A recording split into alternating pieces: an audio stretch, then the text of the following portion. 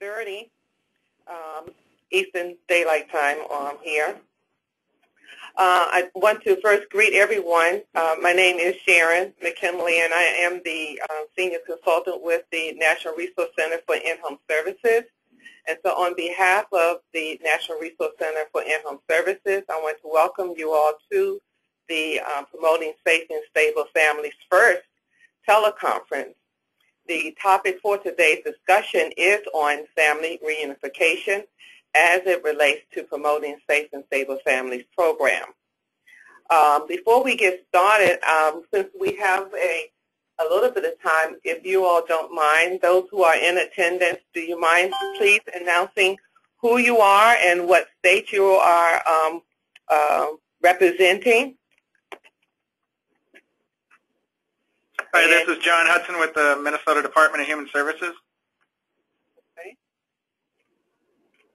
This is Maxie Rockymore with Minnesota Department of Human Services.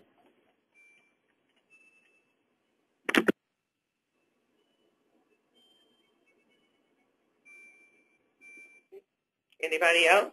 Okay. All right. And then we also have, go ahead. This is Kevin Higgins, State of Montana Child and Family Services Division. Okay.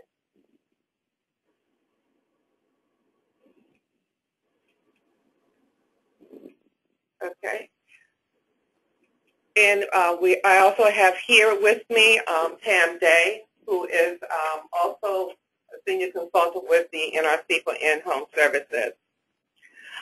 Before we get started, we ask that you please mute your phones so that we will not hear any background noises. To do that, you hit *6. We will allow time at the end of the presentation for questions, and then at which time you can *6 to unmute your phone.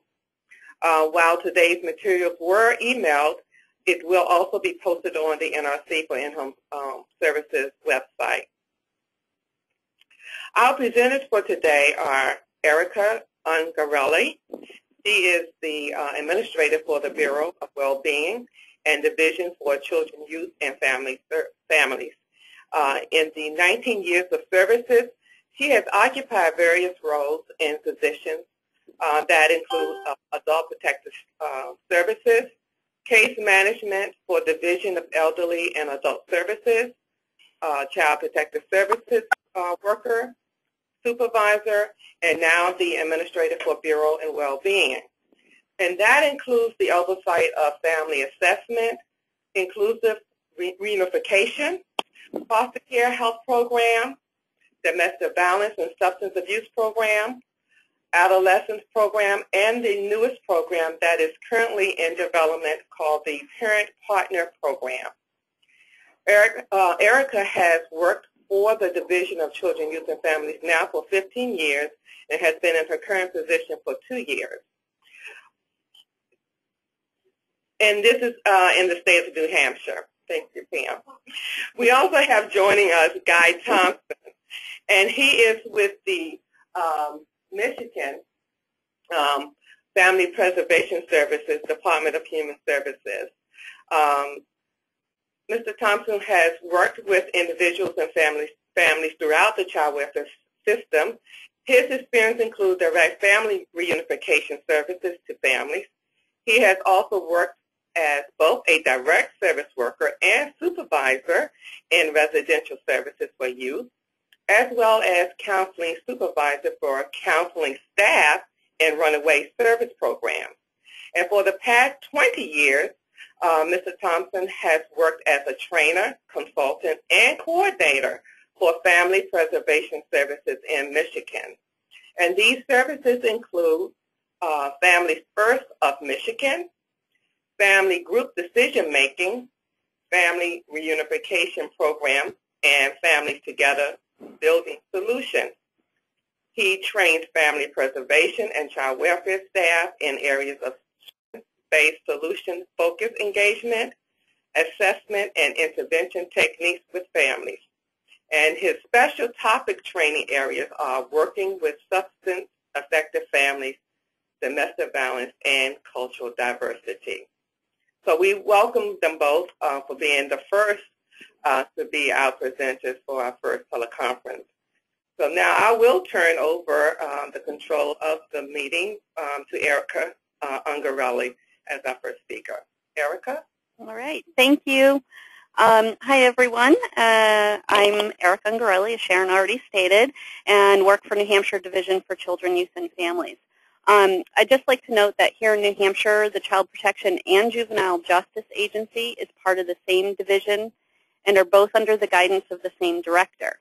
So while I give my presentation, there will be portions of it that are explicit in that this is a program that serves both populations, but where it's not, you should note that.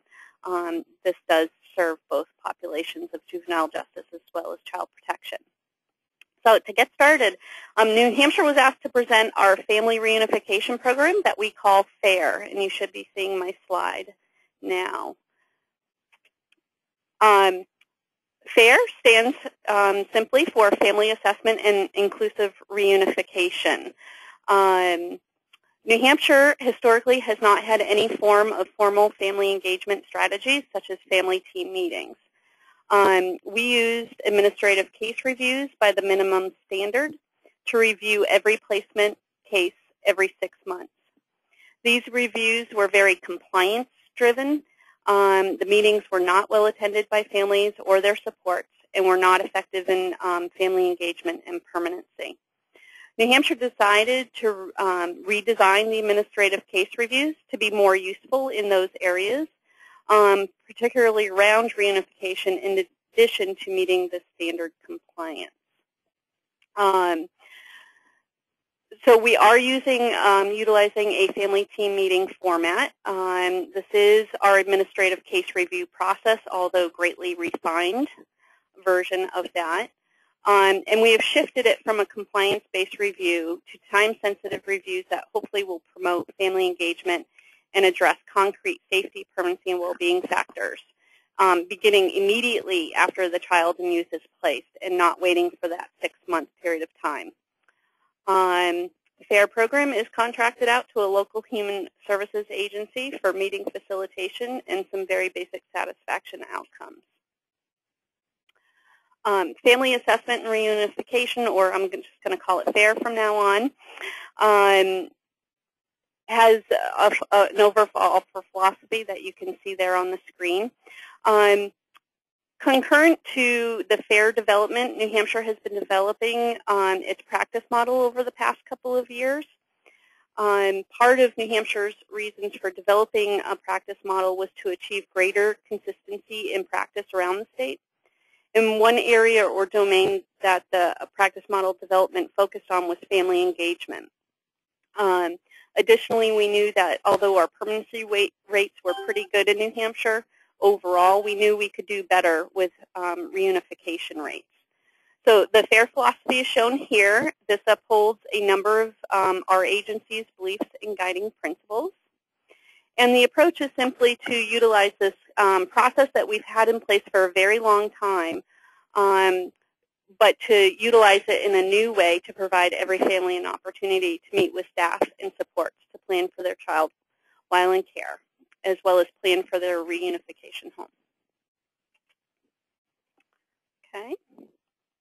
The overall purpose of FAIR is outlined here, again, to achieve better family engagement right off the bat when we've placed children outside of their home, to provide families and children an opportunity to be heard, to provide clarity among participants as to the reasons for the child having been removed, to provide equal opportunity for participants to plan for reunification and the steps needed to achieve that, to reevaluate the progress of permanency plan and the barriers to achieve permanency, and to reevaluate and assess the needs of the child family, including the foster family.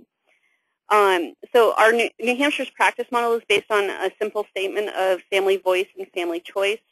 So therefore, our primary purpose of this FAIR meeting is not only to have families and children heard, but also to be active participants in their case planning and case progress. New Hampshire was no different from other states in that we had fallen into the practice of developing case plans and then asking families after the fact to review and sign them. instead of being an active participant. Some areas of the state were very good about developing the case plan with the family. Some were less good about that.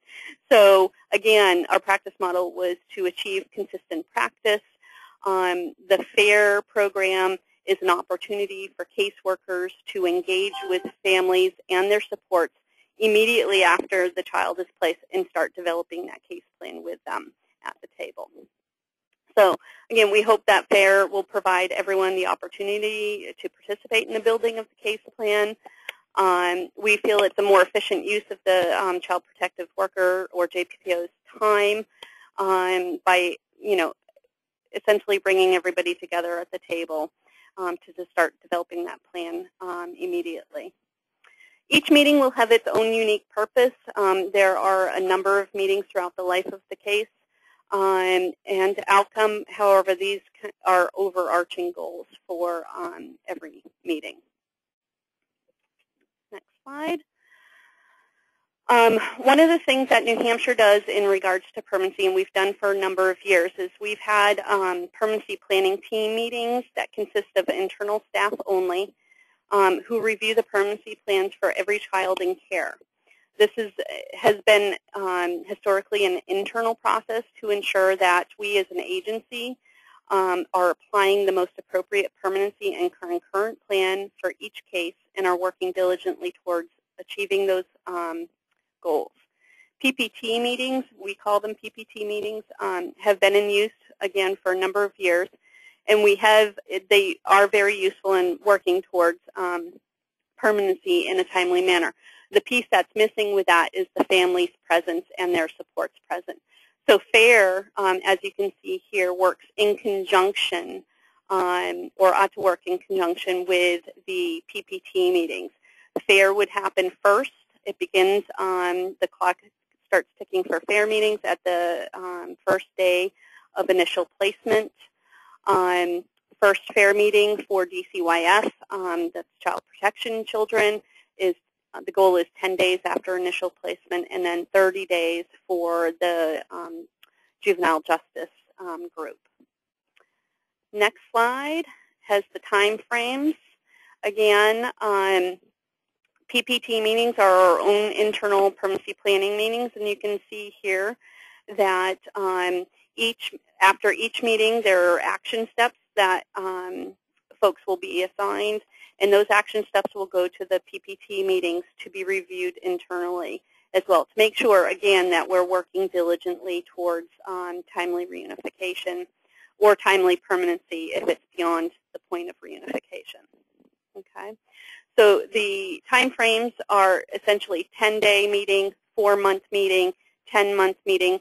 So that works, you can see on the right-hand side, works in conjunction with our PPT scheduling and permanency scheduling. And then thereafter, if we are post-permanency, the meetings will be every 6 months. You can see for juvenile justice, the only difference in our meeting schedule here is they do have a 30-day meeting instead of a 10-day meeting. I'll talk a little bit about our pilot project, our pilot for this before we implemented statewide, and we did discover that the juvenile justice population, a 30-day meeting was much more effective. Okay. DJJS, one point, DJJS you can see does not actively utilize PPT for every placement case. So the action steps will typically go to the treatment team meeting that their children have. The majority of them are placed in residential treatment, so they have treatment team meetings along the schedule. Again, I've already talked about related programs. PPT meetings are interconnected. FAIR was designed to work with the PPT meetings so that they wouldn't be two separate meetings working towards similar goals in a disconnected way. And through our practice model development, This FAIR is the first formal family engagement program. We are developing family team meetings through our practice model that will mirror FAIR's format, and we will be utilizing the family team conferencing principles. Program history and funding. We did pilot FAIR in 2 district offices in our state starting in January of 2010. The FAIR program went through many iterations and changes throughout that pilot program, and after about 9 months of the pilot, we felt we had enough information to decide that this is what we would like to do statewide. So we did decide to do that, and we developed this program as a statewide program under a new contract for administrative case reviews. Currently, you can see we are about 8 months into the statewide implementation of FAIR. We're still working diligently to modify the program as needed, to train folks on the implementation and use of FAIR meetings, and to tweak as needed. We have yet to have a full evaluation of outcomes for FAIR. Obviously, we've only been implementing this statewide for 8 months. We do have some preliminary satisfaction data, and I'll talk about that later, for the first quarter of this implementation. And simply, FAIR is funded through Title 4B Subpart 1 and Subpart 2, time-limited reunification funds. Data and evaluation. Our contractor for this program is responsible for some satisfaction. They do hand out and request that every participant at meetings fill out a satisfaction survey, and they have some benchmark performance benchmarks to meet that's outlined in the contract. FAIR is also, as you can see here, a key component of our program improvement plan. We had our CFSR last August, and our PIP was just approved by ACF this August. So it is a key strategy for our PIP. It's also a critical piece of our statewide practice model, as I've spoken about. We are currently, through our practice model, rolling out strategies such as solution-based casework, family team conferencing for in-home cases, and signs of safety. Once those implementation phase is complete, we are going to be working, and have been working actually since the beginning of our practice model work, with our state university to build a robust evaluation plan, of which this FAIR program will be a part of, with overarching outcomes of reunification rates, timely permanency rates. We will have also family satisfaction as a part of that. So right now where evaluation is very limited, because we do plan to evaluate it on a much larger scale once the practice model strategies are fully implemented. We do track FAIR meetings in our SACWIS system. The facilitators, our contract facilitators, have access to that system in order to document that, so we can pull that information. We run monthly Excel reports from the SACWIS system so that we know where we are in terms of scheduling and for compliance. Are children in placement having FAIR meetings? Outcomes relative to family engagement and reunification, also I've already talked about that, will be part of our practice model. Evaluation, as well as part of the national standards and PIP reporting process. Okay. Successes and challenges. 8 months into it, we have fully implemented it statewide and have a full complement of FAIR facilitators. That was our first challenge, and we can now say it's a success. Surveys were conducted during the first quarter, January to March, as you can see here. We have 14 questions overall on the FAIR survey. We have then divided these questions into 3 domains, as you can see here: family engagement, meeting logistics, and meeting outcomes. As you can see, we're pretty pleased with these preliminary outcomes. We do know that these surveys are voluntary, so we're going to be looking at our survey return rate, things like that. But so far, within the first 8 months, we're fairly comfortable with what we're seeing so far. We are currently looking at new satisfaction surveys to be used more globally within our practice model.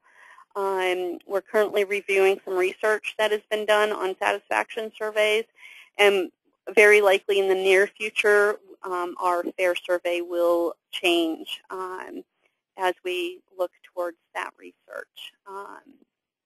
Some of the challenges,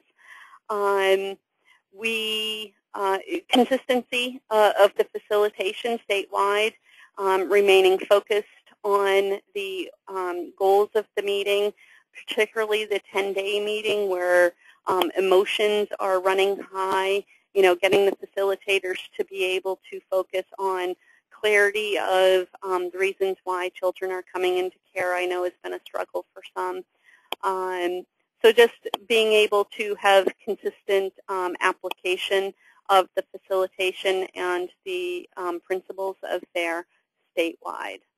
And again, looking at the best way to evaluate this program's impact on our system as a whole, which also includes DJJS. Our future plans, New Hampshire is implementing, as I said, solution-based casework and signs of safety. So it's going to be important to train our FAIR facilitators on these topics so they are aware and able to implement the principles of that into the FAIR meetings. We're also working to incorporate age-appropriate activities so that children of all ages are engaged in this process. We currently, FAIR meetings are suggesting to have older youth participate. We would like to get away from older youth and to be able to have children of all ages participating in FAIR meetings, but in a way that's appropriate for their safety and for their developmental age. So, but we are looking at that. And we're also looking to have parent partners. I know Sharon had mentioned one of the programs we're developing right now is a parent partner program as part of our practice model, where in the end we would like to have former parents on staff with DCYF in the district office to be parent mentors for new parents coming into the system. We think we have an opportunity here with FAIR to look at having parent partners or parent mentors on a much smaller scale attend meetings to provide the families with more support. So that's one of the things we'll be looking at to do in the near future. So that's our FAIR program. I have also provided you with a link to our website so you can look at our practice models, beliefs, and guiding principles. It's a big part of our work right now, and we feel that FAIR upholds a number of those beliefs and guiding principles, if not all.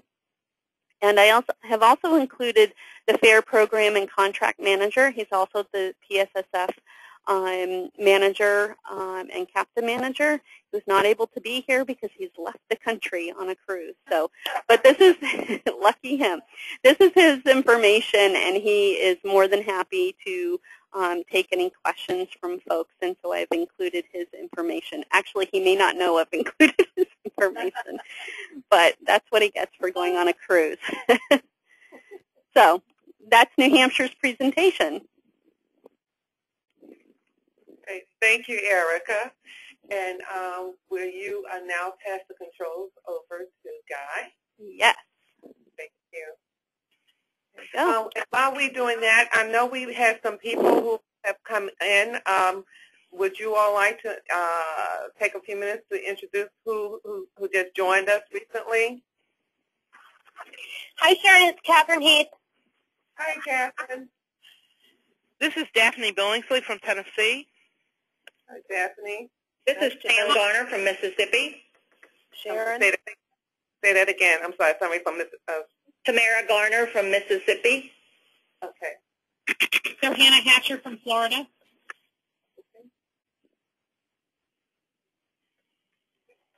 Okay. Thank you.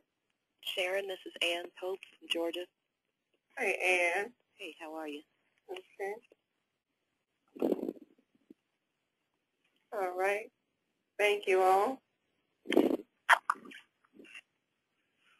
Okay, guys. We're ready? All right. All right. Good afternoon. My name is Guy Thompson, and I am the Family Preservation Manager for the State of Michigan Department of Human Services.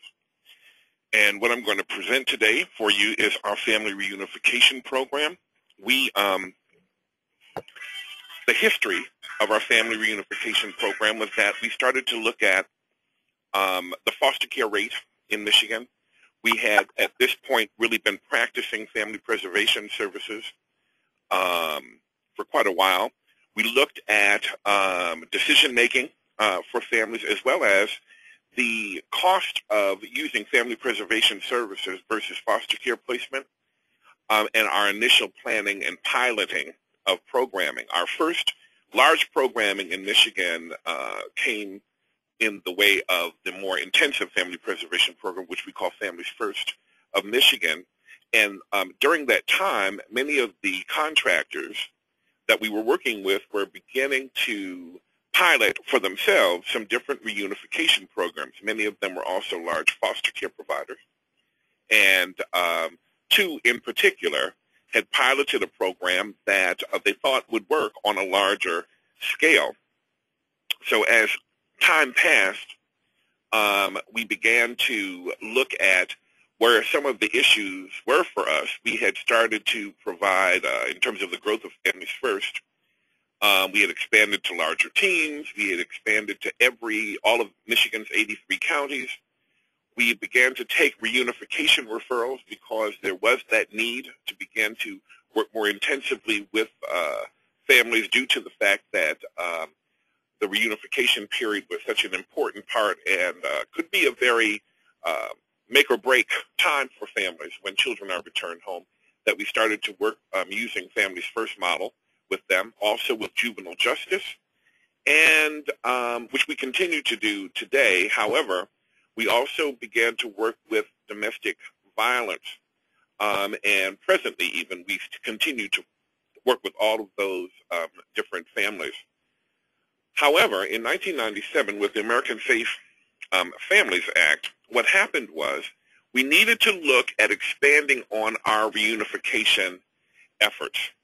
So in 1999, 2000, we actually added family reunification programming, family group decision-making, as well as families together building solutions to the continuum of family preservation services that we offer in Michigan. The Family Reunification Program and Families First in Michigan are both TANF funded and continue to be presently. Just to give you kind of a picture of what the program looks like, I should say that the program is a 4 to 6 month program. It is a mandated program for foster care staff who are planning to reunify children to their families. They must attempt to make a family reunification program referral when they're attempting to do that. If family reunification is not available, then they can attempt to make a Families First referral or wraparound referral or a Families Together Building Solutions referral, all of which are more intensive programs and utilize a strength-based solution-focused modality. The modality for FRP, or Family Reunification Program, is a solution-focused modality. Some of the program characteristics is really the focus is on the family, not problems. It's limited to children who are returning home from placement, and more specifically, that they will be returning home. There is a plan for them to return within 30 days of the referral to the program. Upon referral, the worker, referring worker that is, can expect an immediate response that within 48 hours, a worker, one of the assigned family reunification teams will make contact with the family. And it does employ a flexible schedule, meaning that workers are available to families 24/7. They're able to meet the family at the times that are best for them. There are two key roles in an FRP team. There is the FRP social worker. They work with 6 families. And the FRP team leader who works with 12 families. So a team would constitute 2 FRP workers and 1 FRP team leader. The FRP team leader is responsible for the therapeutic services that are provided to the family, and the social worker would provide the skill-based interventions, concrete services, and support of the therapeutic plans with the team leader. In terms of a time frame for working with the family, we go back.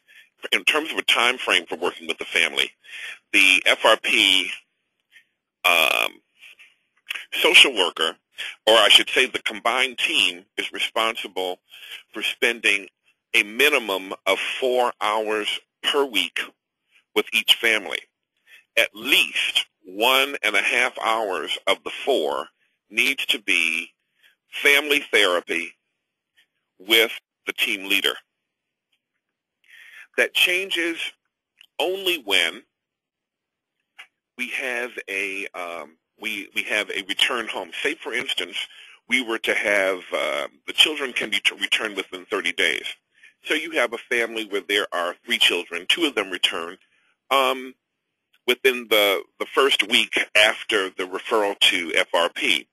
At that time, instead of spending 4 hours per week with the family, for the first 2 weeks after return home, the FRP team would spend 8 to 12 hours for that family for that first 2 weeks. Then they would revert to spending a minimum of 4 hours per week per family. If then that third child returned home at the 29th day, then at that point we would start over with the 8 to 12 hours per week during that initial return home. We also talk a lot about the importance of using hard and soft services delivered by a team with safety backup. Even though they have somewhat defined roles, the FRP team leader and worker can work with the family on some of the more skill-based interventions, as well as some of the services like teaching skills around keeping the house clean. How will we maintain a budget? Those kinds of things would come into place as well, and they would be blended by the 2 staff. There's always an ecological approach in looking at how that family will be able to operationalize what's taught, operationalize what is used in the intervention with them after the services are over, and how will they be able to utilize that in the community where they live and based on their social network. It's also very much goal-oriented with limited objectives. So at the point of the referral is done by phone with the referring foster care worker, whether it's a private agency foster care worker or one from the local DHS office. And what would happen is they would complete the referral form really by phone together. The supervisor of the FRP team would take the referral information, and they would talk specifically about those things that the worker would need to see in order to know that the children would be able to remain at home safely? What will be the behavioral evidence of success? How will things look different? What are the things minimally that the family will need to do in order to satisfy the worker that the reunification at this time is something that can be actually maintained? And what ongoing services are going to be necessary for the family possibly after that, or services that need to go on at the same time as the family reunification program. In addition to that, families also, or I should say the FRP team also has at their disposal specific assistance. On an average of $300 per family, they have money that should be available to them within 24 hours of request in order to be able to purchase some of the things that the family may need, given that the children are now returning home, the parent is now having their grant restored, and for that purpose, they may need to obtain some things that the worker is able to assist in that way. This is something that is threaded throughout our family preservation programs, because quite often it could be a barrier for families, and that was one of the things that we really cherished, was the idea of being able to access those things for the family. They are quite often the things that the family is most concerned with. Also, as a part of the model,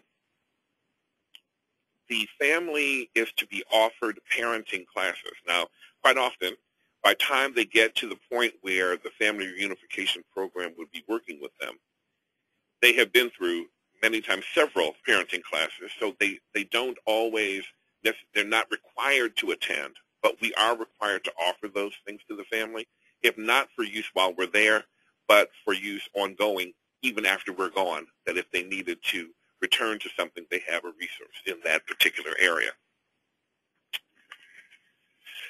Also, the team should be offering workshops as well as quarterly family activities.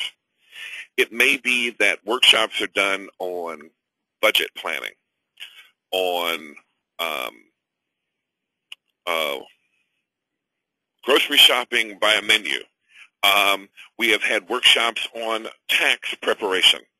They have done a variety of different workshops, and in some cases, families have taken a part in the teaching in the workshop as well. Family activities can include a variety of things in the community that are tailored to the family's needs often, but also are things that the family may be able to continue after we're gone, not just things that we would be able to afford them while we're involved with them. And also, excuse me, the contracted teams do have to provide or be able to provide up to 5 days of formal or informal respite care.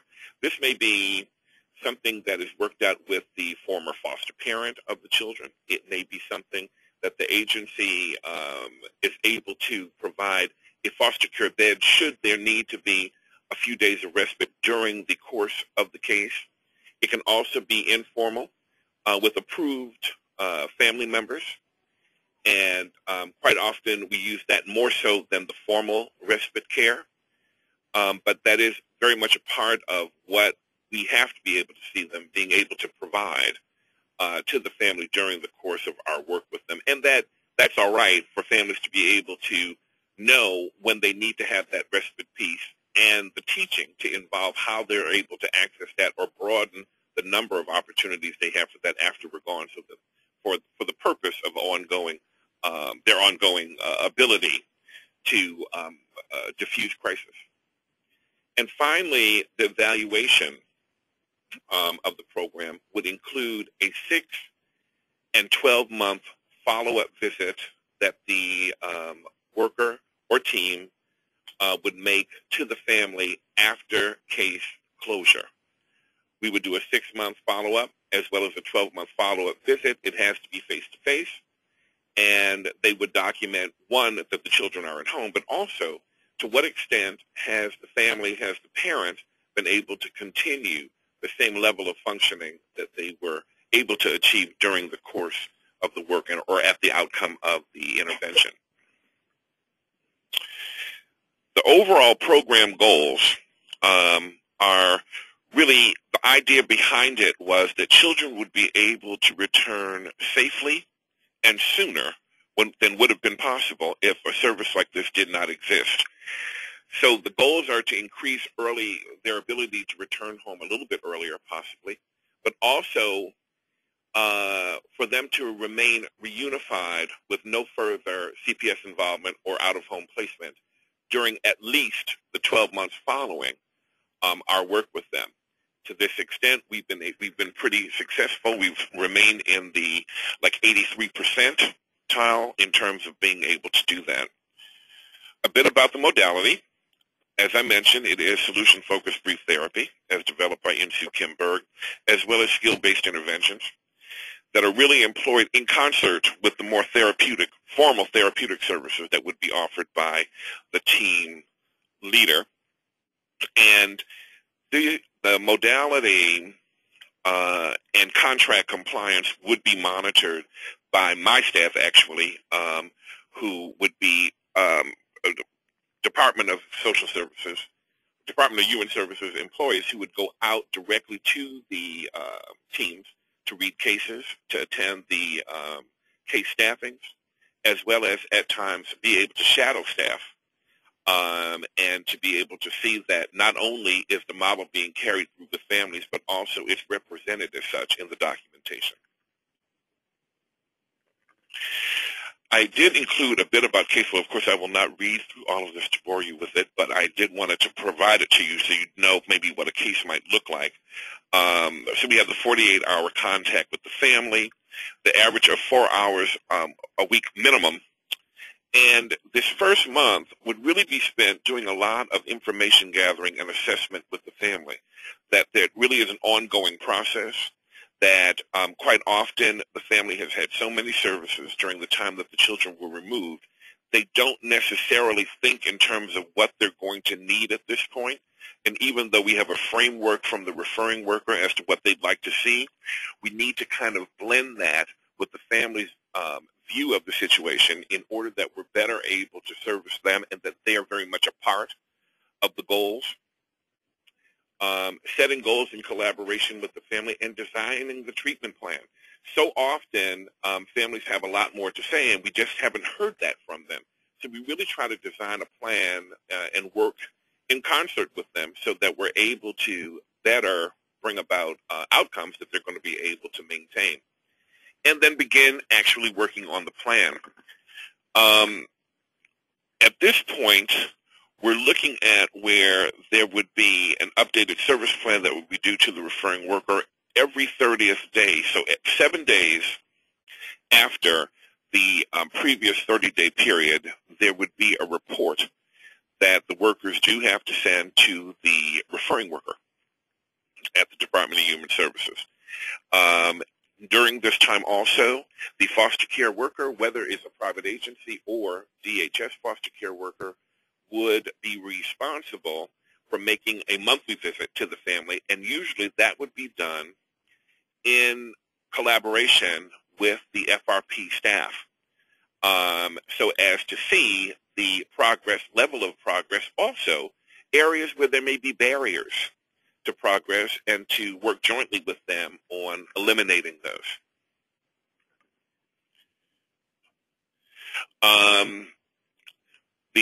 We would continue to work with them through the 3rd month. Also, a key area here would be if in this 3rd month we were beginning to see where the family was not able to grasp some of the goal areas, they had not made sufficient progress, we would begin to talk with the referring worker, who we would have pretty much weekly contact with, about what kinds of things are happening and what we may need to do. Is it something that may require a more specific type service that we would connect the family to, or is it a situation where we need to look more closely and consider the possibility of extension? We do have the ability to extend beyond the 4 months to a maximum of 6 months of service. During this 4th month, if indeed we decided to extend, we would let the family know that, so we would begin to plan with them, as well as developing a specific plan as to what kinds of things we are going to need to do that will either further reduce the risk of the children having to return to care, or to create a situation where the family is able to better grasp and practice what's been taught in a way that leads to safety and the ability for them to maintain any new skills and behaviors. We also would be connecting or making additional referrals to community services where appropriate. There would be a termination meeting with the family. Usually there would be a separate termination meeting with the referring worker to plan for closure, but then at the time of closure, there would be a termination meeting with the family. Certainly at this point, we would do that with the referring worker, foster care worker, for them to be able to talk about with the family directly the changes that have occurred in the last 4 to 6 months and what kinds of things may be necessary for now, or if closure at this point with no further services may be an option also. And the closing summary would be due then at that point to the referring foster care worker. So that really carries us through the process that they would use in working with families. And again, I thank you. And now I just put up here any questions that you may have for either of us. And you can star 6 your phone if you all have questions for Erica or for Guy at this time. This is Daphne in Tennessee. I did have one question for Erica first. Yes. I understand that you're essentially in your 8th month of the FAIR rollout statewide. Yes. But once you've gotten that kind of across the board with all of your entire state, will those internal meetings that are held separately from those family-based FAIR meetings be eliminated? We're not contemplating that at this time. I think it is a good mechanism, again, to ensure that we're on track as an agency. Maybe in the future that might be a possibility, but okay. not immediately, no. And right now, the people that are in the internal meetings are also the same people that are in the FAIR meetings? Not all of them. Okay. Our internal meetings are our permanency teams in each district office, supervisors, the case-carrying worker, the adolescent worker, the permanency specialist. Not all of those entities are at the FAIR meeting. Okay.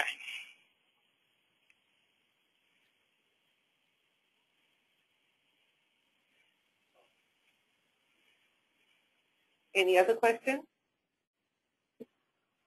Well, my only other question, I think that timeline that Michigan laid out kind of helped me with that, because if there was a requirement of 4 hours per week for families to have this visitation, and a team leader is assigned 12 families, yes, and they're to do the clinical piece, are those 4 hours to be shared between the team leader and the social worker, or does that clinical work need to be 4 hours and then the social worker do as needed work? Oh, no, the clinical work or the therapeutic intervention with the family by the team leader is 1.5 hours per week. Okay. And combined, it's 4 hours per week for the two, and only goes to 8 to 12 when the child is returned. Okay. Because that makes sense. And like I said, I think your future slides kind of explain that for me, because that would have been more than that. Yes. That would have been overtime. That would have been quite a bit. Yes, we would have had a difficult time hiring people for that.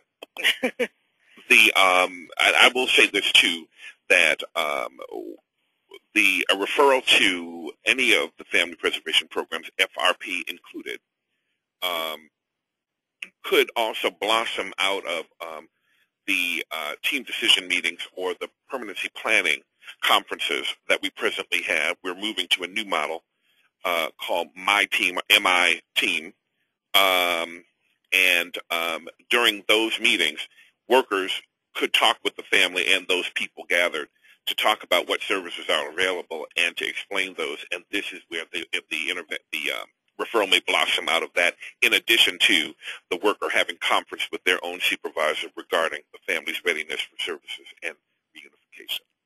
And my last question is, have you had this up and running long enough that you've had do you have any data collected from your 6 to 12-month follow-up evaluation?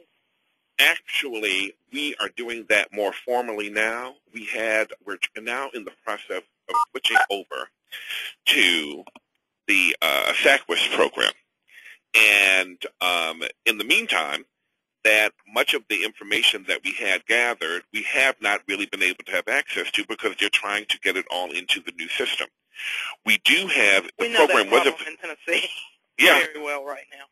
Well, the issue is, I can say this, that before we initiated this for the 12 years that it's been running, it had been, the model was evaluated by University Associates. They found that it was a viable option for families, that families did thrive. As a result, they were able to utilize the new skills, and because it is tailored to them, it was very individual, and also clearly they made strides and remained without additional CPS involvement or return to foster care.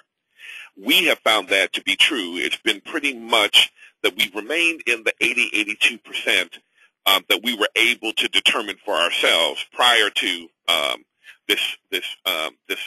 these couple of years here, where things would have gotten a little bit skewed based on the transfer of information. But it has been a pretty successful program, and it's just, if I had to mention any challenges, what's really happened is we'd like to be able to expand on the number of counties. I've been able to do that to some extent, but not as much as we would like, whereas Families First is in every county. This is in only 32 of the 83 counties in Michigan. Okay, that's all I had. Thank you. Thank you. Thank you. This is Catherine. I have a question for the second presenter. I'm wondering how conflicts are resolved between the many parties that are often involved in families that are being reunified, such as if there's a disagreement between the courts or caseworkers or guardian ad litem and the team that's providing these intensive reunification services. And my second question is, have you found that this intervention works better for a specific target population than others? Interesting. Okay, in terms of your first question, we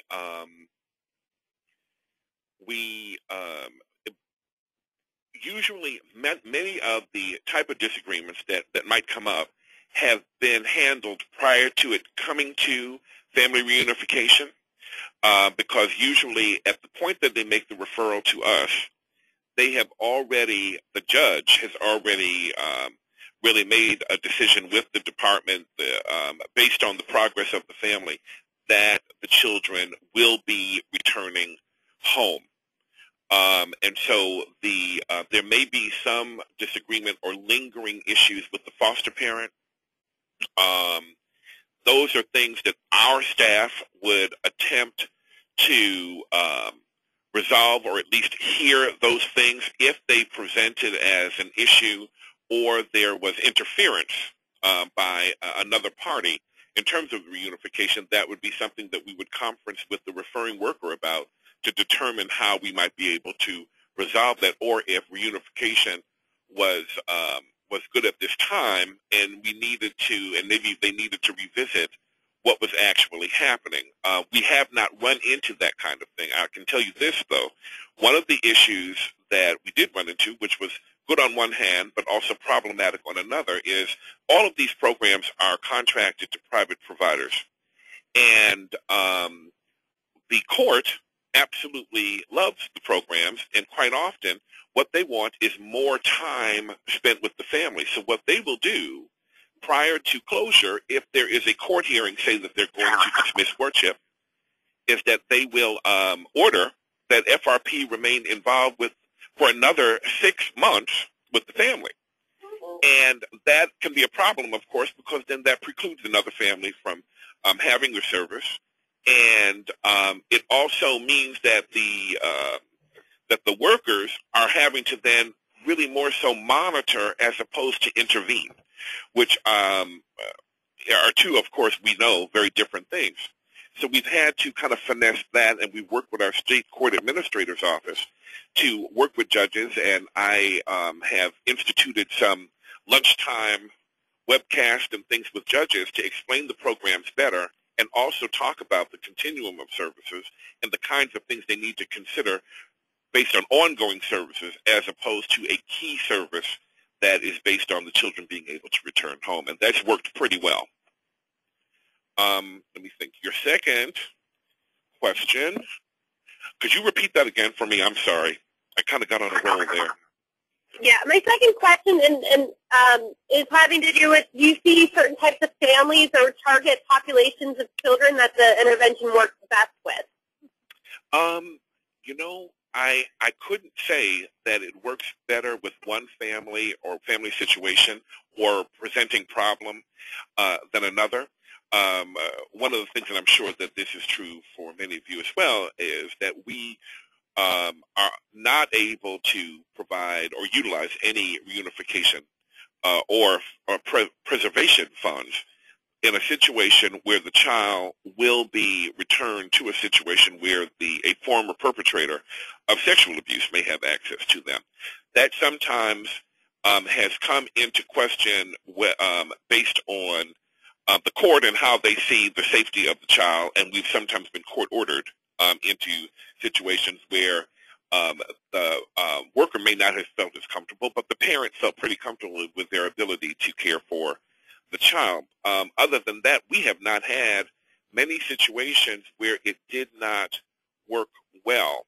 One of the things that I can tell you that we've instituted, because we found initially we have always mandated that our Families First staff, for instance, do a routine inquiry for domestic violence with every family. That wasn't true for FRP.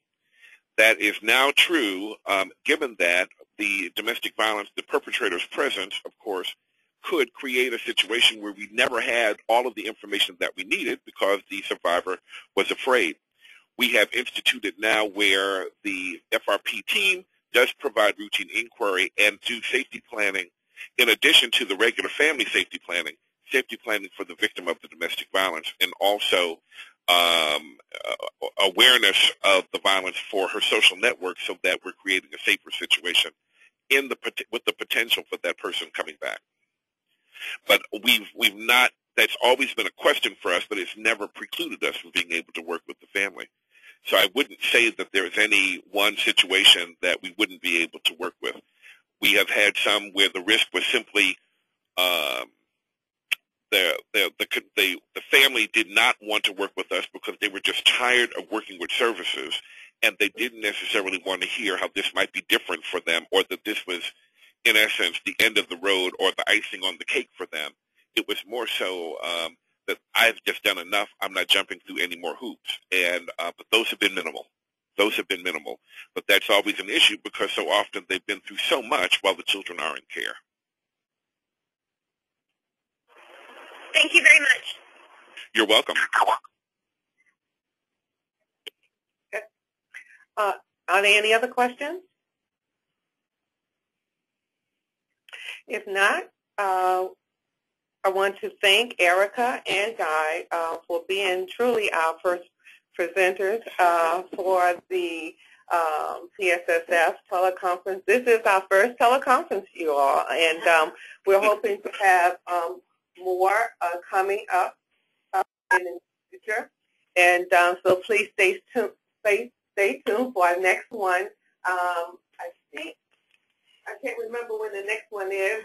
I know we sent out an email a while ago about when our next one will be coming up, but we'll send out another email about that. So we appreciate you taking the time out and participating in the teleconference. So we want to thank you all and thank Erica and Guy again. Thank you. That's a good idea. Thank you. Bye-bye.